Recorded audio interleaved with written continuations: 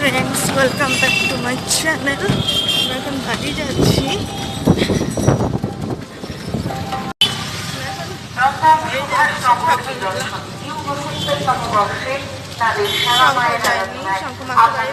বাড়িতে আসছে, খাওয়া দাওয়া করে শুয়েছে, বলছে রাতের দিকে আসবে।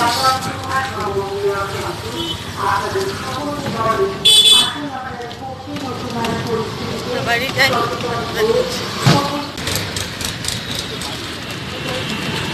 তো আমি বাড়ি চলে এসেছি আর এখন রান্না করছি খাসির মাংস আর রান্না করবো পোলাও, গোবিন্দভোগ চালের পোলাও। কেউ যদি আমার গোবিন্দভোগ চালের পোলাও রেসিপি দেখতে চান তাহলে অবশ্যই আমার চ্যানেলে ঘুরে আসতে পারেন। আর রান্না করবো কাতলা মাছ। এখানে আমি চাল মেপে নিচ্ছি আর মাছ ভেজানো আছে ফ্রিজে থেকে বের করা। এইটার মধ্যে ভাত হবে, এইটার মধ্যে আজকে চেষ্টা করব রান্না করার পোলাও। হ্যাঁ, পোলাও আমি ম্যাক্সিমাম টাইম কড়াইতে বা বড় হাঁড়িতে রান্না করি। এটা আমাদের ভাতের হাঁড়ি। তো আমি আজকে চেষ্টা করব যে এই হাঁড়িতে পোলাও রান্না করা যায় কিনা। যায় নিশ্চয়ই, কিন্তু আমি কোনোদিনও করিনি, ফার্স্ট টাইম ট্রাই করব। তো পোলাওটা রান্না করে তারপরে দেখাবো যে নর্মালি যেভাবে রান্না করি সেভাবে রান্না করলে, মানে এটাতে রান্না করলে ওরকমই হয় কিনা। আর আমি আমার শ্বশুর বাড়ি থেকে জামা কাপড় নিয়ে এসেছি, কারণ এগুলো মানে এই গেঞ্জিটা আর পরবো না, পোছা বানাতে কাজে লাগবে। আন্দি কি করো? আন্দি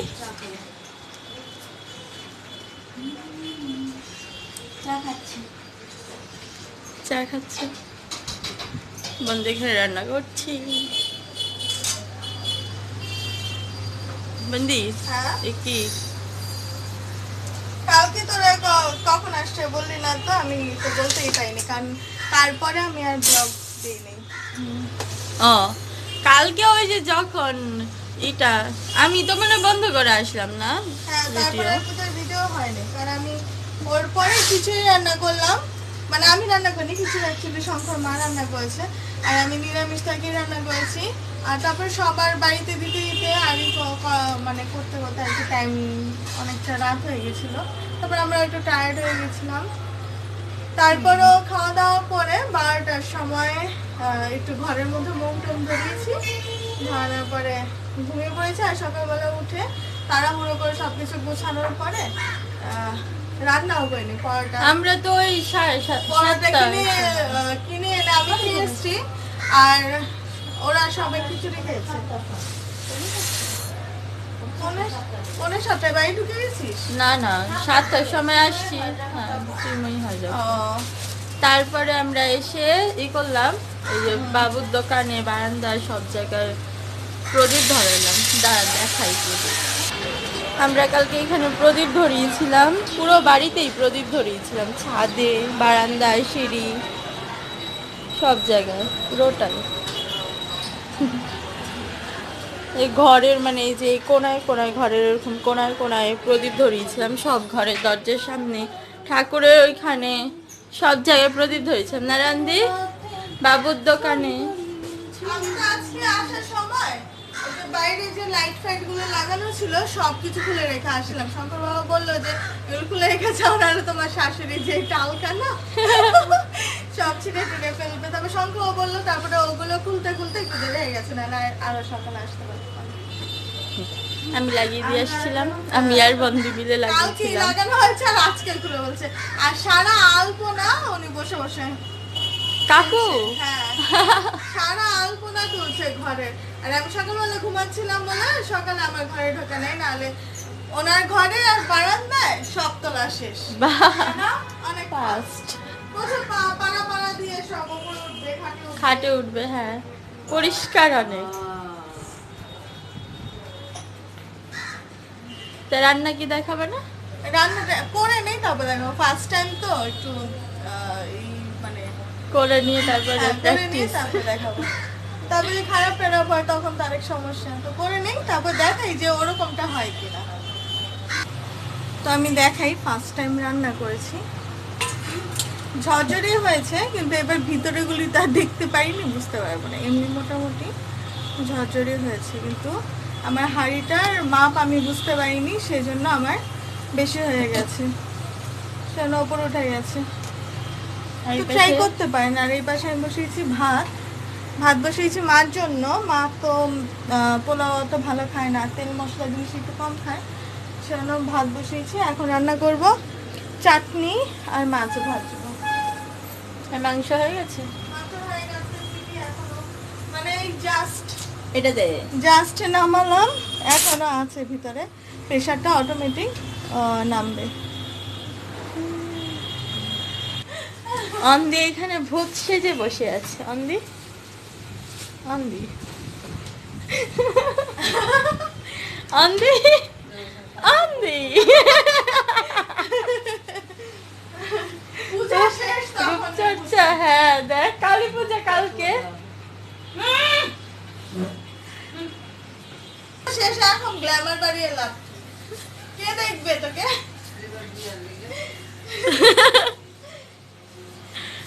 সারা পূজাতে এই মুখ দিয়ে ঘুরলি, এখন গ্ল্যামার। এখন কোন দিকে যাবে বুঝতে পারছে না। চল আমি তাই নিয়ে যাই।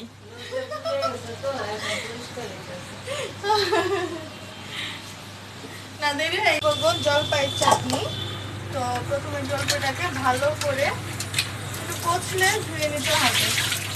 আমি জাস্ট একটা মোটা মোটা রেসিপি দিচ্ছি, তারপর কেটে নেব এরকম করে, মানে যাতে আঁশটা আর আঠিটা আলাদা হয়, এরকম করে সবগুলো জলপাই কেটে নেই।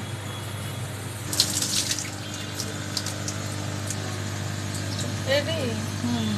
জলপাইটা কাটা হয়ে গেছে। এবার একটা জাস্ট একটু ধুয়ে নেবো, যাতে মানে চাটনিটা কালো না হয়ে যায়, সেই জন্য।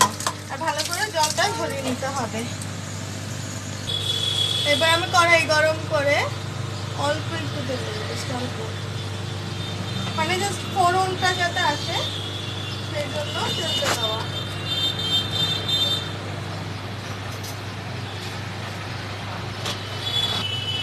এবার আমি দেব মৌরি ফোড়ন। তেলটা এতটাই কম দিয়েছি শুধু জাস্ট ফোড়নটা দেওয়ার জন্য, কারণ চাটনি তেল ভালো লাগে না। এরপরে আমি একটুখানি মৌরিটা লাল লাল হয়ে আসলে জলপাইগুলি দিয়ে দেবো।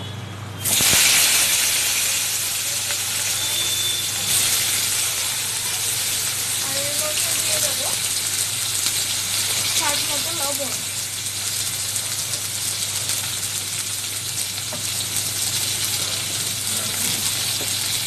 একটুখানি জাস্ট কালারের জন্য অল্প একটু হলুদ।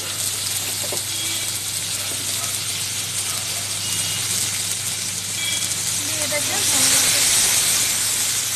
জাস্ট হলুদের গন্ধটা আর জলপাইয়ের যে একটা থাকে, সেই গন্ধটা যাতে চলে যায়, সেজন্য একটুখানি ভেজে নেব।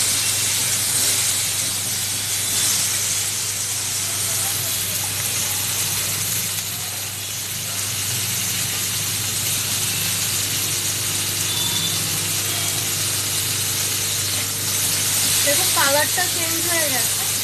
এখন আমি এর মধ্যে দিয়ে দেবো জল। যদি আরো পাতলা খেতে চান তাহলে আরো জল দিতে পারেন। আমি জলপাইটা সেদ্ধ হওয়ার জন্য জল দিচ্ছি। একটা ফেনা আসার মানে একটুখানি ফুটে আসবে জলটা, তারপর আমি চিনিটা অ্যাড করবো। তো একটুখানি ফুটে জলপাইটা সেদ্ধ হতে দিই। দেখুন জলপাইগুলো অনেকটা সেদ্ধ হয়ে এসছে, মানে আমি যেহেতু পাতলা করে কেটে দিয়েছি সেজন্য তাড়াতাড়ি সেদ্ধ হয়ে যাবে। আর আপনারা চাইলে গোটা জলপাইও দিতে পারেন, সেক্ষেত্রে আগে একটু সেদ্ধ করে নেবেন। পারলে প্রেসারে একটা সিটি দিয়ে নেবেন, নয়তো এমনিও সেদ্ধ করা যায়। একটা কি দুইটা? একটা সিটি দিলেই হয়ে যাবে। এরপরে এরকম করে একটু অনেক সময় তো সেদ্ধ হতে চায় না, তো না দুইটা দিলে হয় না? দুটো দিলে গলে যাবে, আচার হয়ে যাবে তখন, মানে জলপাইয়ের সেইটা থাকবে না। দুটো দিলে বেশি শক্ত শক্ত ভাবটা থাকবে। হ্যাঁ, মানে এরকম করলে তুই যতটা ইচ্ছা তুই ভাঙলি না ভাঙলি সেটা তোর উপরে। আর ওরকম করে দিলে একটু বেশি কাই হয়ে যাবে। আচ্ছা, ছেড়ে দেবে জলপাই গাছ থেকে। এরকম করে একটু ভেঙে দিতে হবে। এখন তো চিনি অ্যাড করবে তাই না? এরপরে আচ্ছা, যে যেমন মিষ্টি এটা খায়, নামায় দাও। হাতে খানা চলে আসবে। তারপর যে যেমন মিষ্টি খায় সেই অনুযায়ী চিনি দিতে হবে। যদি মনে করেন যে এরকম পাতলা খাবেন তাহলে আমি যে জলটা দিয়েছি এরকম মাপে জল দিলেই ভালো। আর যদি মনে হয় যে ঘন ওর মধ্যে খাবেন, কতটুকু চিনি দিলেও চলবে? যে যেমন স্বাদ খায়, এটা তো আর বলা যায় না কেউ মিষ্টি চিনি বেশি খাই খায়। না, কেউ মিষ্টি বেশি খায়। আমরা একটু বেশি খাই চাটনিতে মিষ্টি, আর কেউ কম খায়। সেটা যে যার স্বাদ অনুযায়ী আমি বুঝেছি। আন্দাজে দিচ্ছি।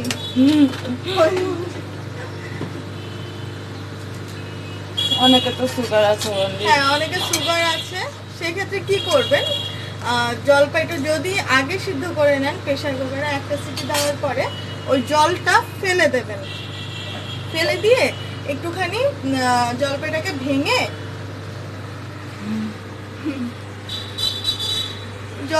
মানে প্রেশারের সিটি দেওয়ার পরে যে জলটা থাকবে সেই জলটা ফেলে দিতে হবে। ফেলে দেওয়ার পরে কি হবে যে জলপাইয়ের যে টক ভাবটা সেটা কমে যাবে। তারপরে ওইটা একটু হালকা হলুদ আর লবণ দিয়ে একটু চটকে নিলে বা কিছু দিয়ে একটু ম্যাশ করে নিলে, তারপরে হালকা চিনি দিয়ে বা সুগার ফ্রি দিয়ে, যদি সব আরেকটা জিনিস বলছি, সুগারের রোগীদের গুড় খাওয়া যায়, গুড় খেলে অসুবিধা হয় না, তো সেক্ষেত্রে হালকা একটু গুড় দিয়ে এরকম ভাবে ফোড়ন দিয়ে দিতে পারেন। আর চাইলে একটু ভাজা মশলাও দিতে পারেন, ভাজা মশলা দিলে আরো বেশি ভালো লাগবে। আর এটা যেহেতু আমরা ঘরে খাবো সেটা ঘরোয়াভাবে নর্মাল রান্না করছি। তো এদিকে ভাত ফুটে গেছে আর এদিকে আমার চাটনিও ফুটে যাচ্ছে। তারপরে ভাজবো মাছ। আমি একটু ঝোল ঝোল রাখবো, সেজন্য চিনিটা ফোটার পরে আমি নামিয়ে নেব।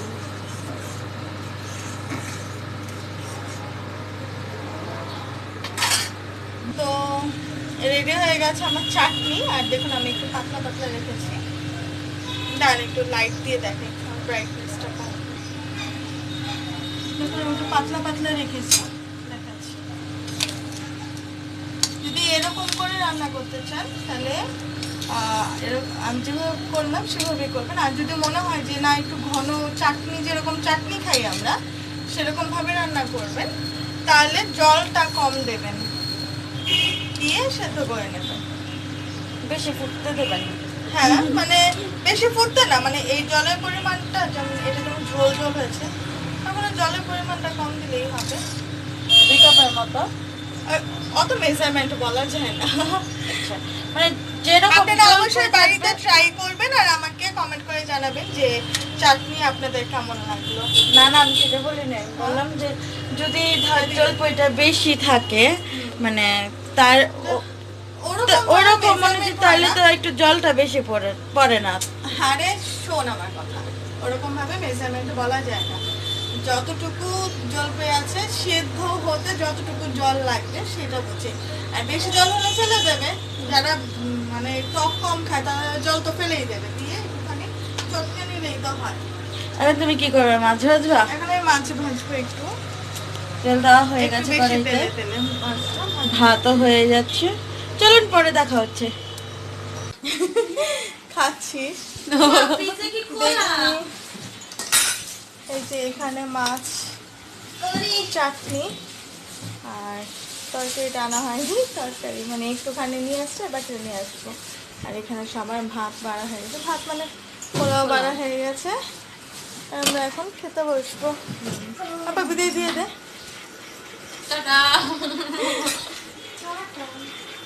আর বলে দে যদি আমাদের ব্লগ আপনাদের ভালো লেগে থাকে, এত বড় ঘর তাও আমরা ধাক্কা খাই। যদি আমাদের ব্লগ আপনাদের ভালো লেগে থাকে তাহলে অবশ্যই লাইক করবেন, শেয়ার করবেন আর কমেন্ট করে জানাবেন। আমি কালো হয়ে গেছি, কি করে ফার্স্ট হবো সেটাও বলবো। ও মুখের মধ্যে যে এত ভূত সেজে বসেছিলে, তারপর কালো হলে কি করে বল। তাহলে আজকের মধ্যে আমরা এখানেই শেষ করি, বাই।